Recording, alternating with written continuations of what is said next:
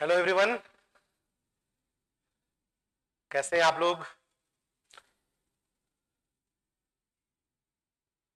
दीपावली व्यतीत हो चुका है, गोवर्धन पूजा बीत चुका है, एक पर्व आपका और है छठ पूजा।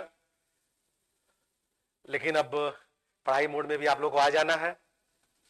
छुट्टी के बाद का मेरा ये पहला वीडियो है, फिर पहली क्लास है। तो एक बार पुनः सृजन एकेडमी के प्लेटफॉर्म पर आपका स्वागत है। आप लोगों को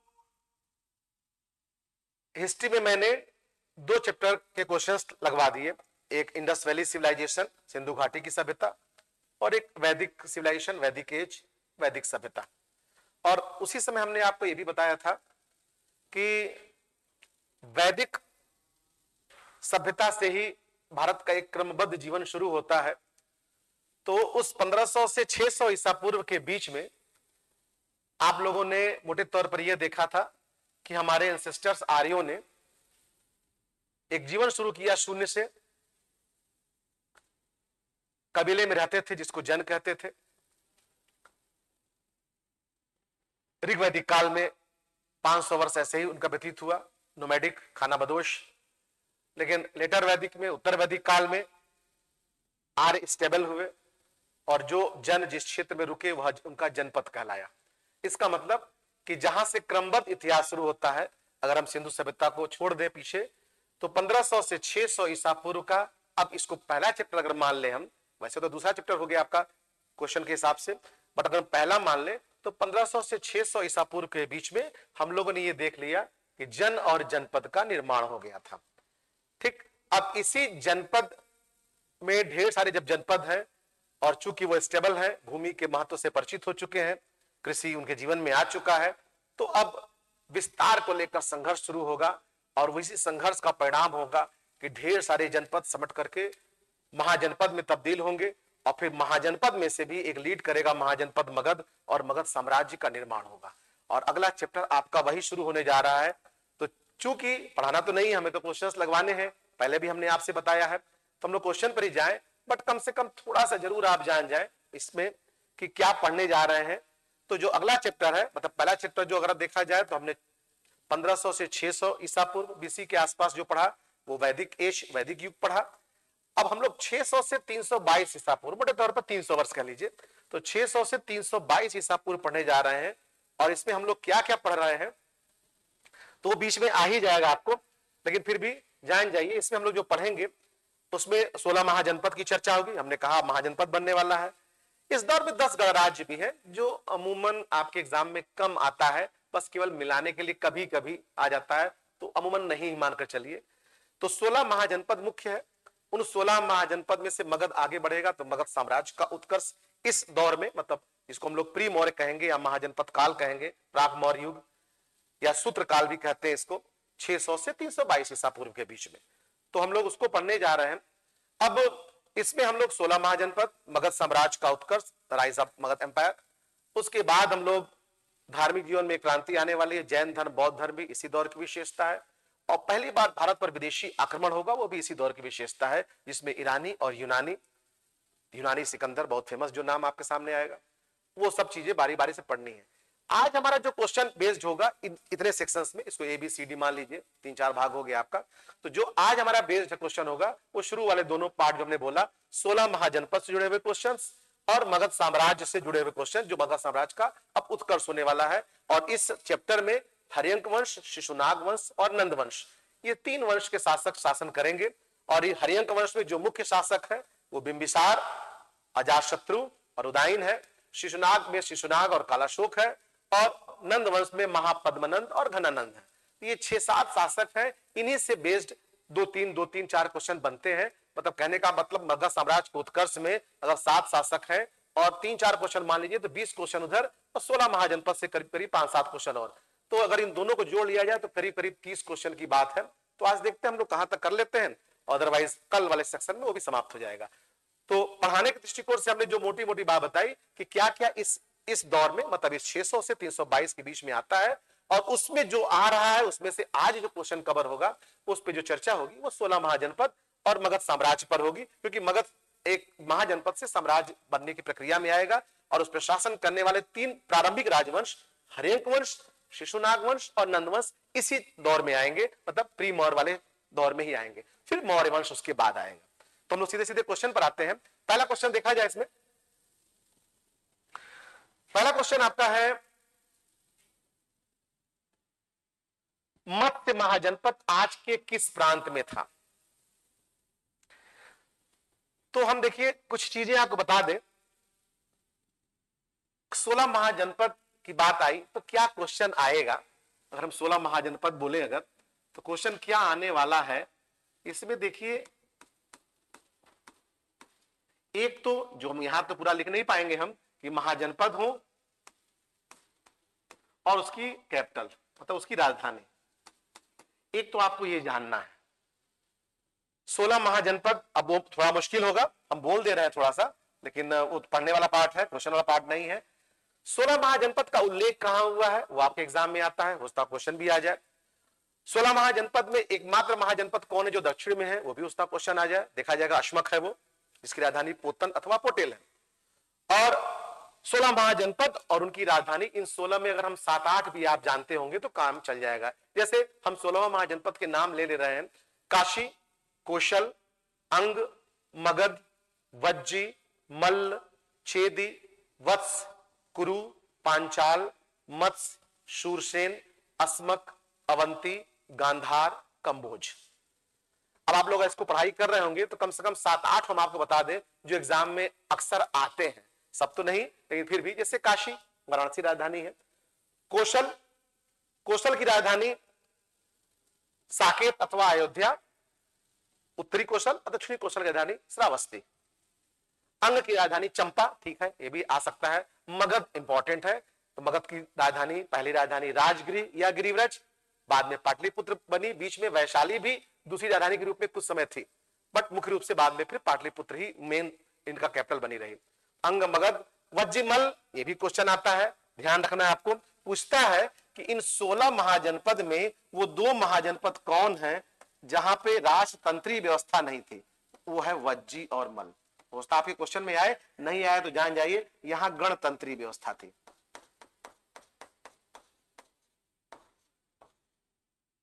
तो 4 क्वेश्चन मोटे तौर पर, एक तो राजधानी कैपिटल, दूसरा कहां उल्लेख है तो अंगुत्तर निकाय और भगवती सूत्र, तीसरा कहां 2 मात्र ऐसे कौन है जहां पे गणतंत्री व्यवस्था है, बच गए जो 14 महाराज तंत्र है, याद ही नहीं करना है, वो वज्जी और मल। और चौथा एकमात्र महाजनपद जो दक्षिण में है, हमने बता ही दिया अब आपको, अश्मक, जिसकी राजधानी पोतन अथवा पोटिल थी। तो इतना तो बेसिक बता दिया, बट क्वेश्चन पे ही फोकस रह जाए। तो देखिए पूछा हुआ मत्स्य महाजनपद आज के किस प्रांत में है? मत्स्य राजधानी विराटनगर थी, आज के राजस्थान में है, इसका आंसर हो जाएगा डी। नेक्स्ट क्वेश्चन पर आया जाए। नेक्स्ट क्वेश्चन आपका है मगध के किस शासक ने अपने को एकराट कहा है? अब मगध में हमने आपको सभी शासकों के नाम अभी बताए थे, तो मगध में नंद वंश का एक शासक है जो उसका संस्थापक भी है नंद वंश का, उसका नाम है महापद्मनंद। तो इसका आंसर जो होगा, इसका आंसर जो हो जाएगा वो सी हो जाएगा। लेकिन यहां पे कई क्वेश्चन है। महापद्मनंद को एकराट भी कहा जाता है, तो आपने क्वेश्चन में ही दे दिया, हम लिख दे रहे हैं फिर भी, एकराट भी कहा जाता है। महापद्मनंद को उग्रसेन भी कहा जाता है। महापद्मनंद को दूसरे परशुराम का अवतार भी कहा जाता है, दूसरे परशुराम का अवतार या अपरा परशु, अपरो परशु।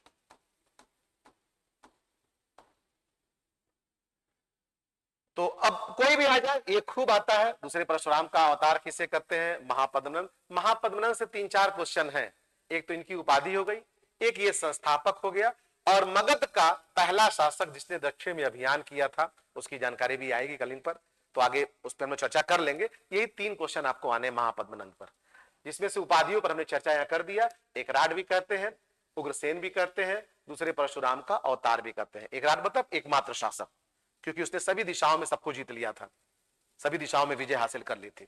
नेक्स्ट क्वेश्चन देखा जाए। किस अभिलेख से यह जानकारी होती है कि नंद राजा कलिंग से प्रथम जिन की मूर्ति उठा लाया था? अब यही जान जाइए, अभी जो आपने जो पढ़ा ना, हमने आपसे कहा कि पहला शासक मगध का जिसने दक्षिण अभियान किया था, और वो कौन था? वो था महापद्मनंद।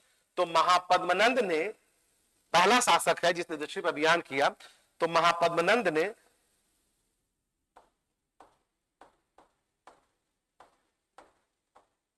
जो दक्षिण अभियान किया था कलिंग पर, कलिंग अभियान किया था, और इस अभियान की जानकारी मिलती है, इस अभियान की जानकारी मिलती है, एक अभिलेख है जिसे हाथी गुम्फा अभिलेख कहते हैं।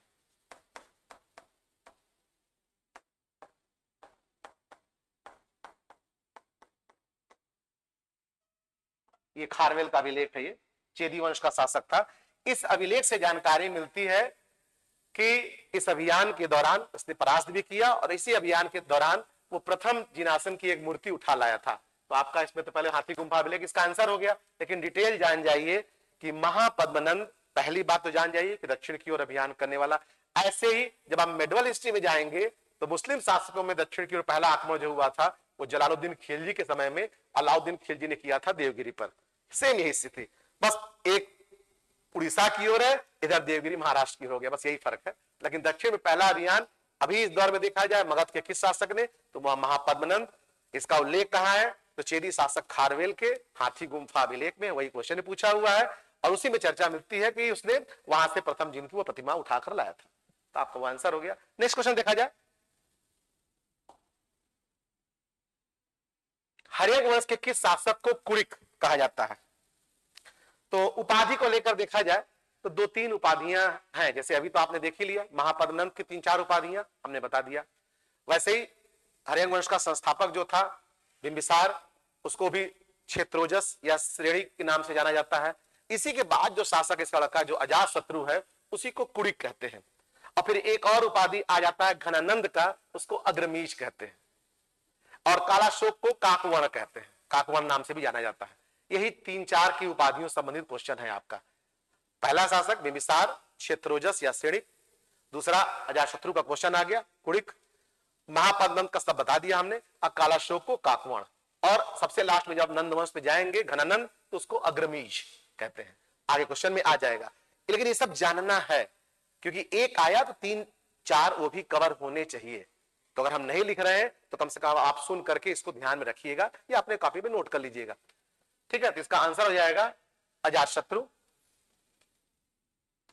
कुड़िक उपनाम जाना जाता था। नेक्स्ट क्वेश्चन देखिए, किस शासक ने गंगा एवं सोन नदियों के संगम पर पाटलिपुत्र नामक नगर की स्थापना की थी? तो पहले तो इसका आंसर ही देख लीजिए, और सेम वही जानना भी है, कुछ विशेष नहीं है, वो है उदयन। ध्यान रखिएगा, उदयन और उदयन या उदाइन, उदयन या इसको उदाइन भी लिख सकते हैं आप, उदाइन। तो उदयन या उदाइन तो एक है, लेकिन उदयन अलग है, उदयन वत्स के शासक है। तो अगर दोनों कभी ऑप्शन में ऐसा आ जाए तो ध्यान रखना है कि कंफ्यूजन न होने पाए। तो उदयन या उदाइन ने पाटलिपुत्र नगर की स्थापना की थी गंगा और सोन नदी के संगम पर, तो इसका आंसर हो जाएगा उदयन, और इसको अपनी राजधानी भी बनाया था। हालांकि बाद में कालाशोक ने इसको मुख्य राजधानी के रूप में विकसित किया था, बट अगर ऐसे आया कि किसने पहली राजधानी के रूप में बनाया तो वो यही है, नगर भी इसने बसाया और उसको अपनी राजधानी बनाया। नेक्स्ट क्वेश्चन देखा जाए, उज्जैन का प्राचीन नाम था। तो उज्जैन का प्राचीन नाम, केवल आंसर पे आ जाइए, सीधे आपका है अवंतिका। तक्षशिला शिक्षा का प्राचीन केंद्र, वर्तमान अब पाकिस्तान में है, कर सकते हैं। कानिकुब्ज, धान्य कटक, धान्य कटक इसको अमरावती कहते हैं। कानिकुब्ज ये कन्नौज, आज जो कन्नौज है उसी का पुराना नाम।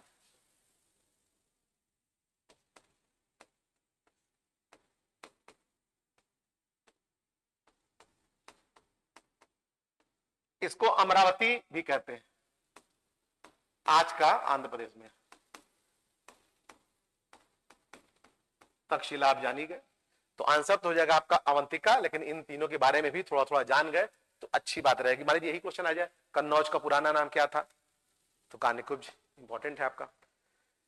इस कन्नौज की आगे महत्ता बढ़ेगी एंशिएंट हिस्ट्री के अंतिम चैप्टर में, जब पहुंचेंगे सत्ता का केंद्र कन्नौज जब बनेगा, और इसी कन्नौज पर अधिकार को लेकर त्रिपक्षीय संघर्ष होता है, बहुत थोड़ा आगे है, अभी चर्चा नहीं करते हैं। नेक्स्ट क्वेश्चन पर आते हैं हम लोग। है तो नेक्स्ट क्वेश्चन है आपका, मगध की प्रथम राजधानी कौन सी थी? जहां हमने अभी 3 राजधानी बताया था, एक राजधानी हमने बताया था आपको, तो मगध की पहली राजधानी, पहले तो आप आंसर ही जान जाइए। इसका आंसर हो गया राजगिरी या गिरिव्रज। इसको बिंबिसार ने ही बसाया था और उसको अपनी राजधानी बनाया था। पीछे हमने बताया था, क्वेश्चन आया था, पाटलिपुत्र नगर किसने बसाया था? तो वह उदयन ने बसाया था, राजधानी बनाया। बाद में वैशाली भी दूसरी राजधानी के रूप में आपको दिखाई पड़ेगी मगध में कुछ समय के लिए, दूसरी राजधानी के रूप में, लेकिन फिर मुख्यतः पाटलिपुत्र राजधानी रहेगी। तो तीनों को आप जान गए, अच्छी बात है ये। नेक्स्ट क्वेश्चन आप आ जाइए। 16 महाजनपदों की सूची उपलब्ध है। अपने शुरुआती लेक्चर में हमने आपको बता दिया 16 महाजनपद, बौद्ध ग्रंथ और जैन ग्रंथ। तो बौद्ध ग्रंथ अंगुत्तर निकाय, पहले तो आप आंसर ही लिख लीजिए, ये बौद्ध ग्रंथ है। अंगुत्तर निकाय ये बौद्ध ग्रंथ है। लेकिन एक और भी जान जाइए, जैन ग्रंथ भगवती सूत्र।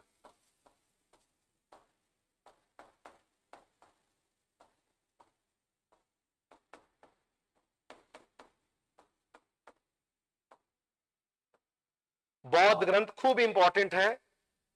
किन में उल्लेख है, थोड़े बहुत चेंजेस हैं नाम में, बट 16 महाजनपद का उल्लेख है। बौद्ध ग्रंथ और जैन ग्रंथ वो कौन कौन है, दोनों आपके सामने है। अब यही आपको सीखना जरूरी है। बार बार बोलते हैं ये आ गया, मान लीजिए अभी क्वेश्चन आप सॉल्व नहीं किए, लेकिन ये आ सकता है, इसलिए एक्सप्लेनेशन थोड़ा सा जरूरी है क्वेश्चन लगाते समय। केवल एक क्वेश्चन और उसका केवल एक आंसर बहुत लाभप्रद नहीं है। हम ज्यादातर लोग देखते हैं क्लासेस ले रहे होते हैं, बस सीधा इसका ये सी, इसका बी, डी, बहुत फायदेमंद नहीं है ये, वो तो रटने वाली बात हो गई। फिर हम उसको जाने, आसपास के भी 2-4 क्वेश्चंस कवर हो जाए तब क्वेश्चन लगाने का। तो 20 क्वेश्चन भी आप लगाएंगे तो बहुत बड़ा काम कर रहे हैं आप। नेक्स्ट क्वेश्चन पे आ जाइए, तो आंसर इसका हो गया। नेक्स्ट क्वेश्चन है आपका,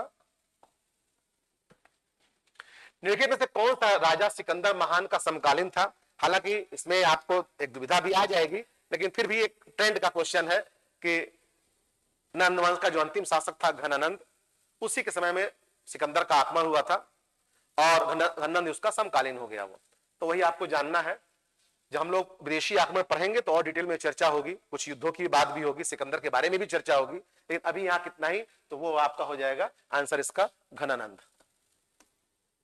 ठीक, चंद्रगुप्त मौर्य होना चाहिए था, ये तो बात का शासक है। हालांकि इनकी भी मुलाकात है सिकंदर से, लेकिन पूछ रहा कौन सा शासक समकालीन था, कौन सा राजा, तो राजा घनानंद ही होगा।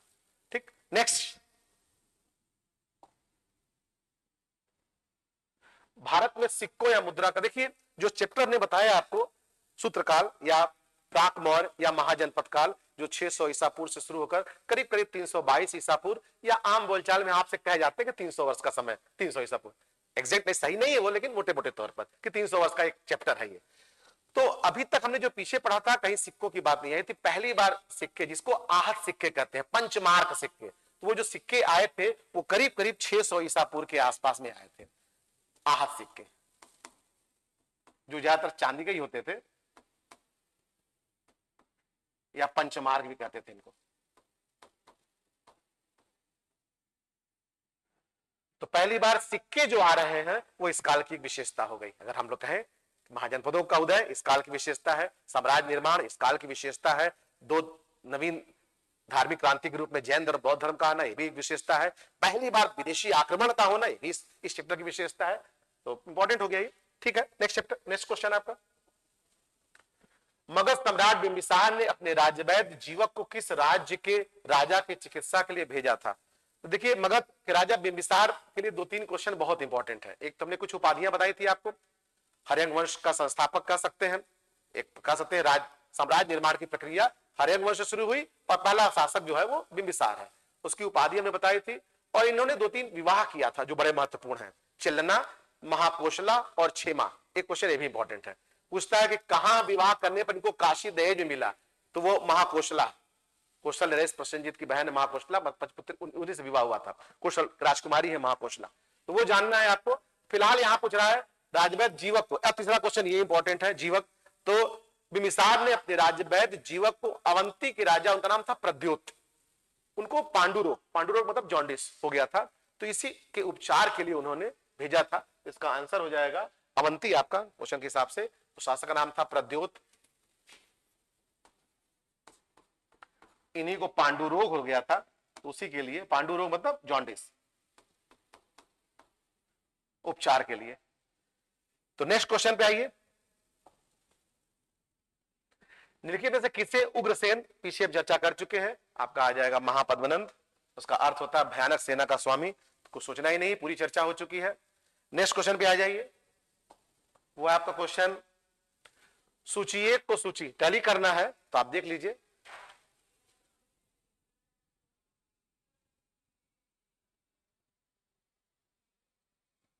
गांधार आप देखेंगे तो कैपिटल के नाम दिए हैं, तो 4-5 तो यही सामने आ गए। तो गांधार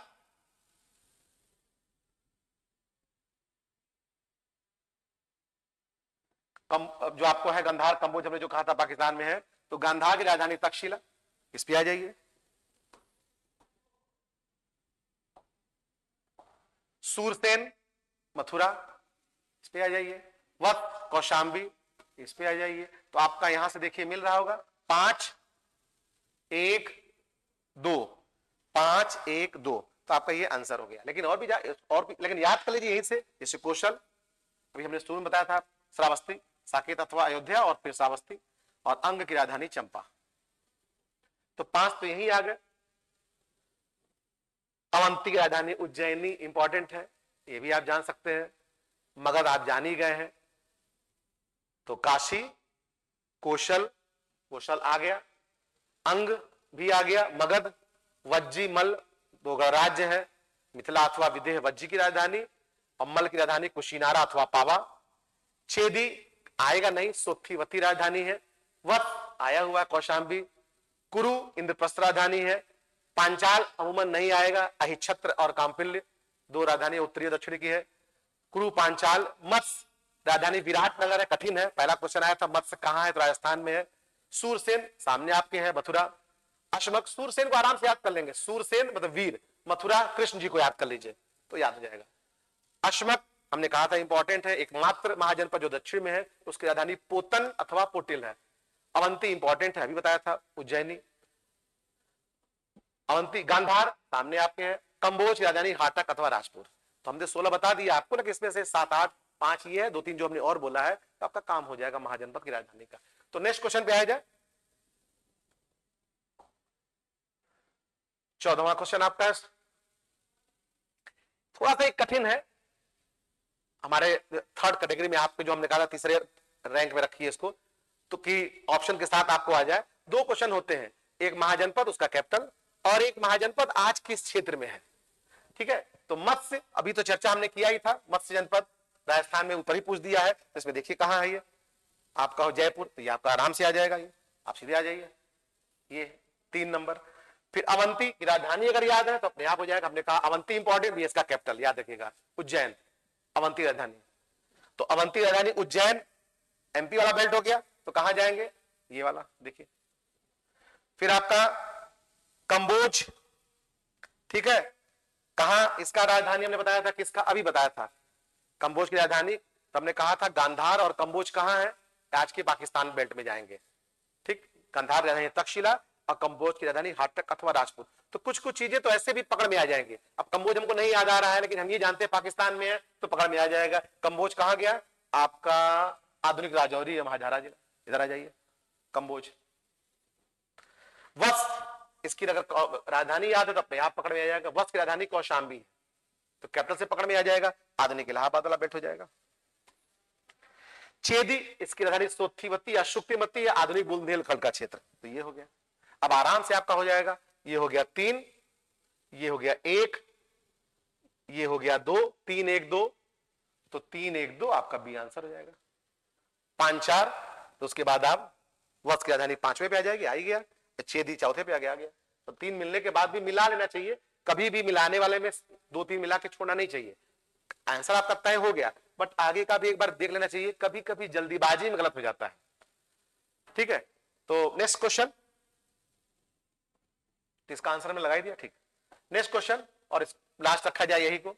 वज्जित संघ के विरुद्ध मगध राज्य के किस शासक ने प्रथम बार रथ मूसल तथा महाशिलाकंटक नामक हथियारों का प्रयोग किया था। देखिए, बिंबिसार के समय में जो राज्य विस्तार की प्रक्रिया शुरू हुई, तो बिंबिसार के समय में अंग को जीता गया। अजातशत्रु के समय में वज्जी और मल्ल को जीता गया था, मतलब दोनों गणतंत्र, जो हमने कहा था गणराज्य कहा था, जहां पे गणतंत्री शासन व्यवस्था थी, वज्जी और मल्ल, बार बार हम बोल रहे हैं, इंपॉर्टेंट है, ध्यान रखिएगा। तो इनको जीता था अजातशत्रु ने।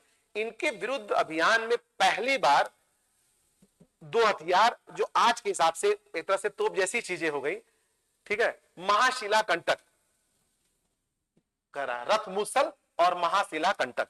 तो रथ मूसल मतलब जिससे आग के गोले फेंके जाते थे,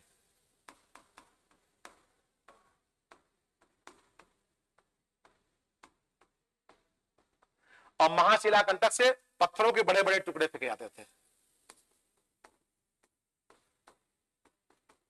एक फिल्म थी, आप उसमें देखेंगे ऐसा कुछ था, बाहुबली, शायद साउथ वाली जो फिल्म थी, है ना। तो एक तरह से तोप जैसी चीज, लेकिन शुरुआती कह सकते हैं उस समय कि रथमुसल और महाशिला कंटक, एक से बड़े बड़े पत्थर, चट्टान टुकड़े शत्रुओं फेंक दिया और आके बड़े बड़े गोले फेंक दिए उसे। तो इसका प्रयोग पहली बार किसने किया था, तभी हमने आपको आंसर बता दिया, अजातशत्रु ने किया था। किसको जीतने के लिए, वज्जी और मल्ल को जीतने के लिए, तो वो आ ही गया है।